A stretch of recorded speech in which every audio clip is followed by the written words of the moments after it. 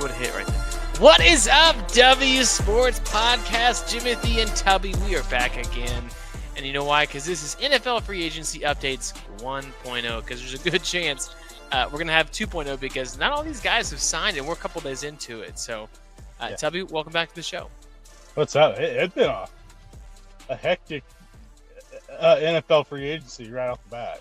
Yeah, there definitely was, I'm going to say, some legal tampering on the front end of it, but we've had a lot of signings. We're going to get into some of the winners, the losers, the head scratchers, even I would argue there are some potential draft day prep moves that these are kind of setting the tone for. So, Tubby, you said it's been kind of a hectic one. Is there one specific signing you think already is the headliner going into this free agency period?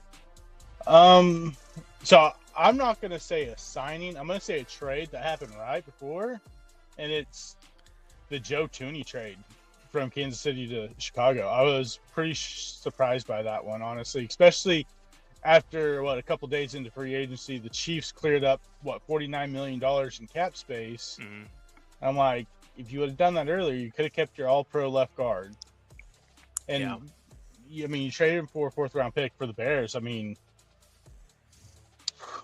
what they've done is find a way to support Caleb Williams even more. Yeah, which has been, that was an absolute must for the Bears. And it's nice to see them make some good, front office moves. I get it from the Chiefs, like you said, clearing the cap space. Also, there was the early expectation was that they were not going to re-sign Nick Bolton. So I think that also played into it. They're like, okay, well, we're going to go ahead and bring him back. And I don't know that it was as big of a need, honestly, as the offensive line. I think that's the biggest glaring need for the Chiefs. Yeah. But I do like that one. Obviously, your boy, he's in the headlines still. Your boy, Tubby, is a free agent for the first time ever. Aaron Rodgers? Yeah, and he's very desirable. Yeah, for now. It's like a couple of these teams are pretty like, all right, dude, just make a decision. Yeah, it's irritating. I think he's already irritating teams, which should just be a red flag on its own. But the Steelers were the surprise team that I saw. I was like, I just can't see this one. I mean, him and Tomlin do have a very good mutual respect for each other, so I could see that one. Like for me, I don't see the New York Giants one a whole lot, like a lot of people are saying, just because he is 40 years old. He wants to win now. That team's not built to win. No, they're not right now. All right, well, let's go ahead. Give me some of. We're going to start with the losers. We're going to start negative, and we're going to get into some of the winners as we move on. But Tubby, I'm curious, who are some of the biggest key losers so far into free agency? So I'm going to go with the Titans for one. The signing of Dan Moore for $88 million for a guy that it's never been ranked higher than 40th in the PFF rankings at the end of the season. Lost his job multiple times as the left tackle in Pittsburgh. He gave up 10 sacks in the final 9 games of the season last year. And you give him $88 million. I don't understand what they're doing at all in Tennessee. I don't even know if they have a direction of which way they're going. I mean, because if I was them, I would have been on one of these, veteran quarterbacks. We all know how I feel about Will Levis. We know how I felt about Will Levis going into the draft. I don't know where they're going because I don't believe they're going to draft Cam Ward. So I'm kind of confused by assigning $88 million left tackle that has been benched multiple times and is at one point was ranked 60th out of 64 when it came to left tackles in the NFL. Yeah, no, I'm right there with you. It is a peculiar signing. I wouldn't close the door completely on a quarterback in the draft. And I also wouldn't even close the door on potential trade partners with someone like Kirk Cousins. Like the Falcons did say today that they're not trading him until someone says, hey, we want to trade for him. They're not going to cut him. So you might as well either at least knock on the door, see what it's like, because he's going to be better than what you have. They do not have anything there. And if you're going to make moves like this at the offensive line, it should be in preparation to have someone who can at least get the ball downfield. Yeah, 100%. Yeah, so I'm right there with you. What's the next one that you're looking at and like, it's a head scratcher, man? I mean, you got to look at, we talked about this right before we came on, 49ers. Yeah. I mean, the amount of players that they have lost, the amount of high quality impact players that they've lost this offseason, yeah, to me right now, they are by far the worst team in the NFC West. You're counting on Brock Purdy because, I mean, they're still trying to trade Brandon Ayuk at this point, too. A lot of the questions for Brock Purdy were, how good would he be without a super team around him? Well, we're about to see because you lost so many key players on the offense, the defense. You lost Deebo. We don't know how long Christian McCaffrey is going to be out for. I mean, and they're talking about signing to a monster extension. At this point, I'm like, it's almost time for you to hit the reset button, and it's going to be one of the weirdest, downfalls for an organization because everyone had Super Bowl aspirations for him last year. They made it to the Super Bowl the year before, and it's just kind of now you're looking at a team that, if I look at this team, I would say maybe 6 wins next year. Oh, that is a steep drop off year over year of expectation wise. Because that's a big difference. Expectation going into the season, not necessarily injuries and inconsistencies at quarterback, things like that. But you still have the Brock Purdy issue. What are they going to do? Or do they still believe him? Do they not? Didn't they re-sign a backup quarterback, Mac Jones? Shanahan finally got his quarterback. That's who I mean, a couple years ago in the draft, that's who he wanted. He did not want Trey Lance. Yeah. Well, now he's got a chance. Now he's got his chance. I mean, can't imagine that's going to be great. But we look at some of the other signings out here. Are there any wide receiver signings? I'm curious that you look at and you're like, I get it. It's just not going to move the needle for the team. Like a team that they're trying to brush it off as this is a big impact player, and you're like, I don't see it. Yeah, Josh Palmer to the Bills. I mean, 3 years, $36 million for a guy that's not really been super productive, and the guys on ESPN were hyping this one up. I love this maneuver, this move. You've done nothing to help him in the passing game. I mean, I think they extended Shakir, which Shakir had a great year this year, but still, you don't have that go-to guy. And I mean, if I was them, I would have saved that money. I would have tried to make a trade for a Brandon Ayuk, something, maybe try to get your nose in there and try to see if you could get T. Higgins in a trade or something. But yeah, the fact that everyone's trying to hype this Josh Palmer trade up, and they're like, oh well, it's because of what was going on in LA. Well, I mean, he had Justin Herbert. He's never been good, like a super productive wide receiver. So the fact that people think this is going to be such a needle mover for the Bills kind of makes me scratch my head and go, what kind of football you been watching? Yeah, well, we'll see what happens. There's still a lot of names out there, and so maybe you're like, well, maybe they're not signing him to be the go-to guy. But I mean, if the Bills are a team that need that go-to guy. They haven't had him, and you'd even argue that Stephon Diggs was really, really good, but I think he's at his best when he's not the main guy. Yeah. I say that, and I know he was the main guy, but like, let's be honest, the main guy in Buffalo was not Diggs. It was Josh Allen. Yeah, 100%. Yeah. What team? Okay, so let's excuse me. Let us switch gears now to some of the winners, the teams that you're like, I am this signing right here. I'm gonna go ahead and jump out, and just because you've had a lot of contact, I'm gonna guess one of them is a corner that's now moved from New York to the Midwest. Yeah. DJ Reed. There it is. Lions. Yep. Yeah. I mean, it was a great move, especially if you look at the contract that Carlton Davis got. I mean, I'm nothing against Carlton Davis. I think Carlton Davis is a great corner, but you switch from Carlton Davis, who got $66 million, for a younger guy, and DJ Reed, who is a really physical corner who got really overshadowed a lot in New York because of Sauce Gardner on the other side, for $43 million. Absolute steal. They did great there. They still need to shore up some defensive line issues that they have, but yeah, it was definitely a needle mover for them on the defensive side, because now you compare him with Terrion Arnold, and then you'll have Ennis Rankshaw come back from the injury this year to help support that secondary. I think that they did really good at getting him for that price, because I was one of the guys I was hoping the Packers would have signed. Right. Yeah. I mean, he's been so good in New York for Hmm. a bit now, and he's entering, I would say, like right at his peak. In the Lions, Yeah. this is a big gap that they had to close the last Hmm. 2 years, and it's a really encouraging sign to see this as they head into. I mean, this is a team that right now, based off of what the Eagles have to do, they've lost Hmm. some pieces.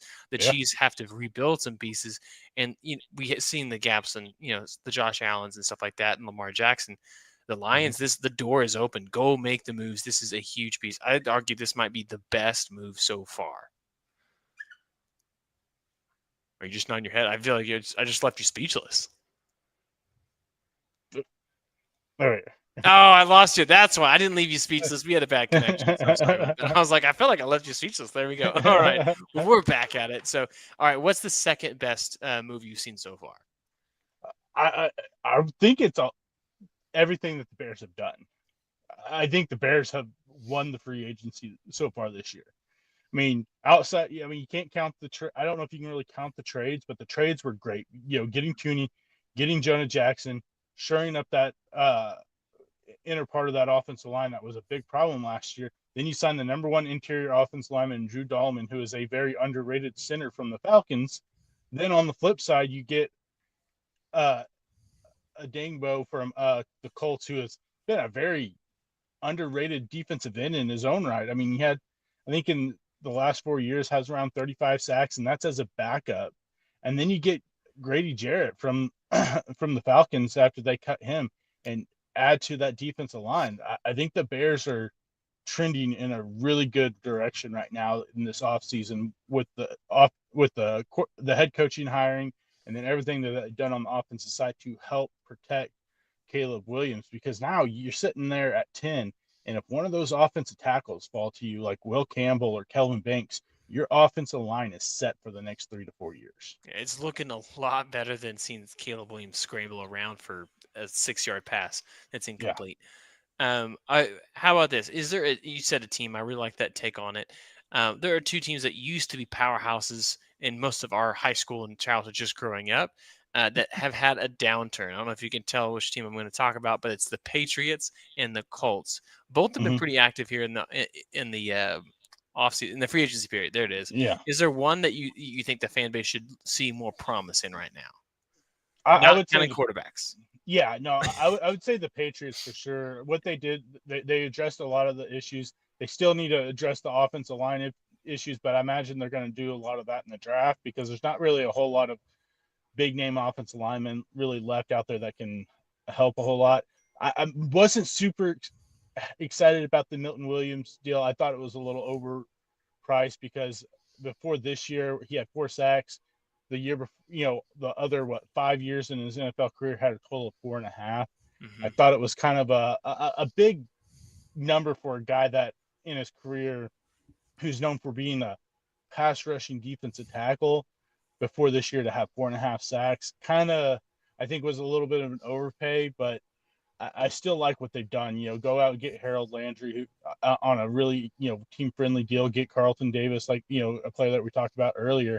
I think that they've done a good job, and I think they're going to be able to address the rest of their needs in the draft, because wide receiver is a big need. They have every chance to draft one of those top wide receivers there early in the draft, or offensive lineman, Kelvin Banks, Will Campbell, whichever one, or even Armand Mimbo from Missouri. They have a chance to fill those needs.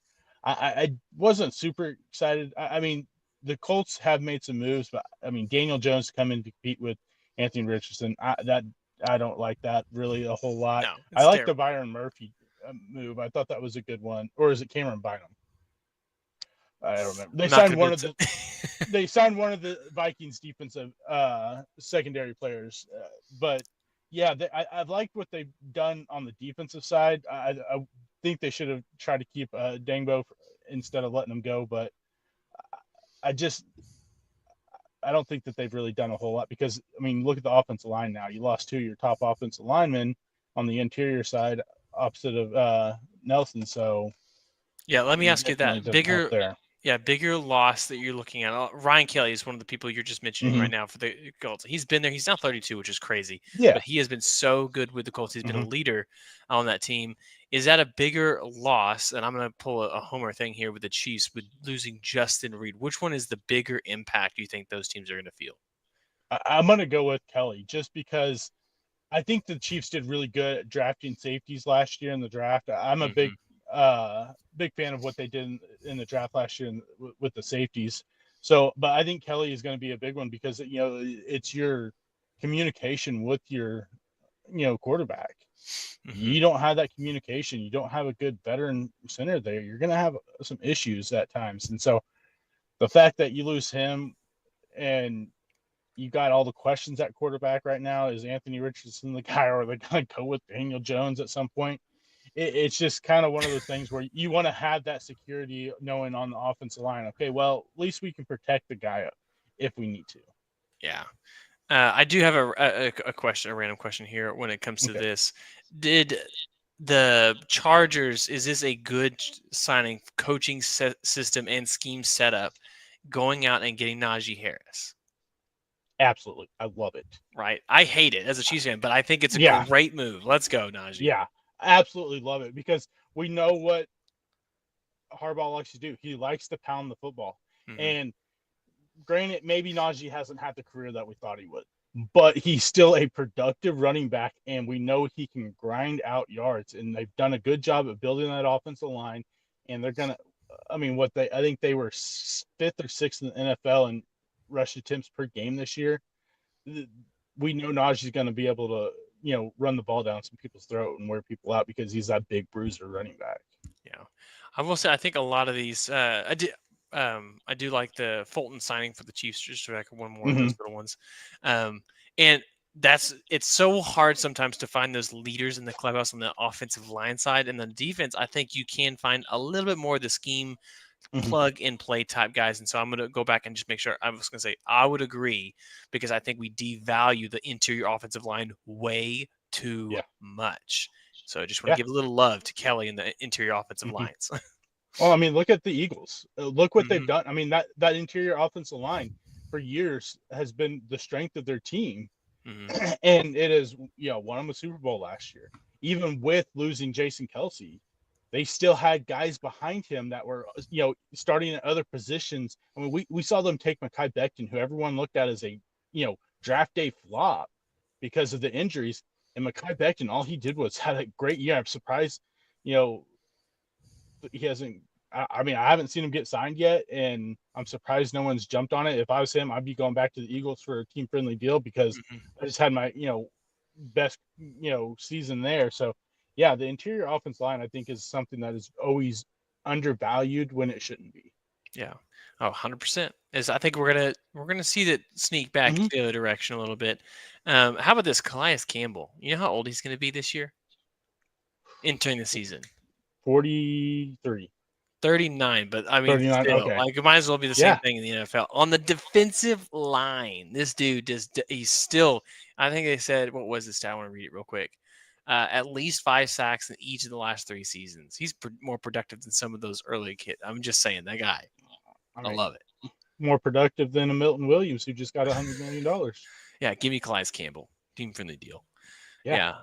Yeah. Well, this is 1.0. Obviously, there's some more moves that could be made 2.0. Any predictions you want to have before our next one? See if we can have some receipts on those. Aaron Rodgers going to the Vikings. I just have this feeling that he's going to end up a Viking. I know They everyone's said saying this. but they said McCarthy's QB1. I don't care what they say. If they are looking for a veteran quarterback to bring in, what other one are you going to bring in? I mean, I think Russell Wilson's going to end up with the Browns. Is what I have a feeling, which They I just think got is Kenny crazy. Pickett. Yeah, no, I don't care. Recycle Pittsburgh quarterbacks in Because Cleveland. Makes sense. you gotta look at it this way: is that Deshaun Watson's probably not playing next year.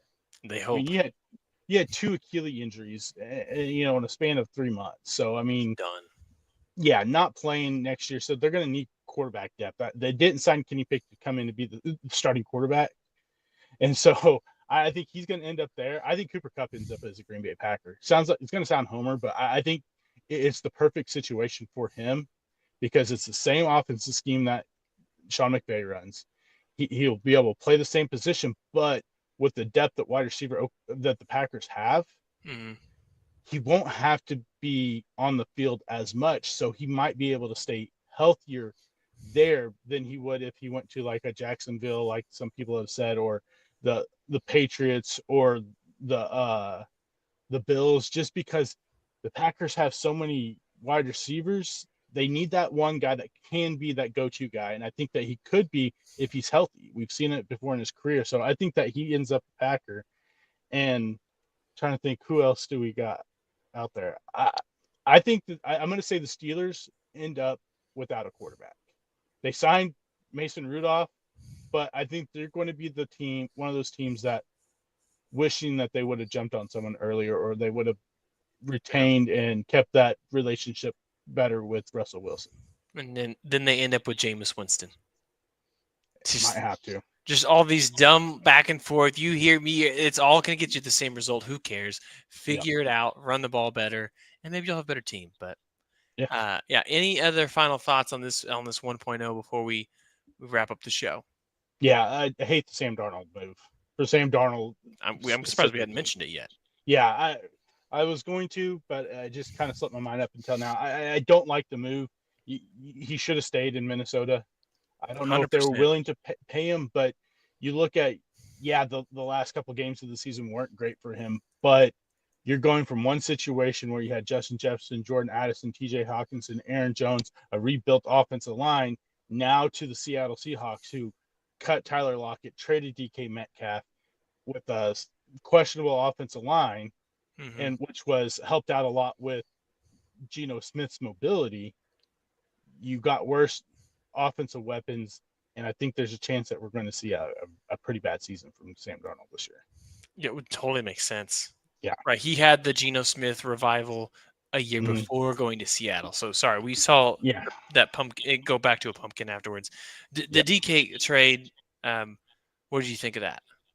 I mean, I would have made more sense if the Steelers would have been able to keep Russell Wilson, something, but the fact that they didn't keep Russell Wilson at this point, it looks like a bad trade. I don't see DK as a legitimate number one. I know a lot of people do. He's still young, athletic and everything, but he just doesn't give off that number one wide receiver, vibe. And I don't know how him and George Pickens are going to mesh together.